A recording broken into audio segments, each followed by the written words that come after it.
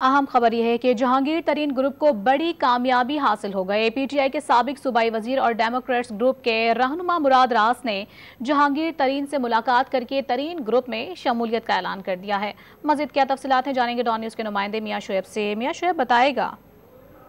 जी बिल्कुल, जहांगीर तरीन नई सियासी जुबान बनाने के लिए मुतहरिक हैं। जहांगीर तरीन ग्रुप को एक बड़ी कामयाबी मिली है। तहरीक इंसाफ के साबिक सूबाई वजीर और डेमोक्रेट ग्रुप के रहनुमा मुराद रास की जहांगीर तरीन से मुलाकात हुई है। मुराद रास ने जहांगीर तरीन ग्रुप में शमूलियत का ऐलान किया और मुलाकात के मौका पर जहांगीर तरीन की जानिब से मुराद रास को खुशामदीद कहा गया और मुलाकात जहांगीर तरीन की रहायश गाह पर हुई है। और इस मौका पर तहरीक इंसाफ के साबिक सीनियर सूबाई वजीर अब्दुल अलीम खान और ओन चौधरी भी मौजूद थे। जी मियां शुएब अपडेट कर रहे थे, बहुत शुक्रिया आपका। जहांगीर तरीन ग्रुप को बड़ी कामयाबी हासिल हुई है। पीटीआई के साबिक सूबाई वजीर तरीन ग्रुप में शामिल हो गए।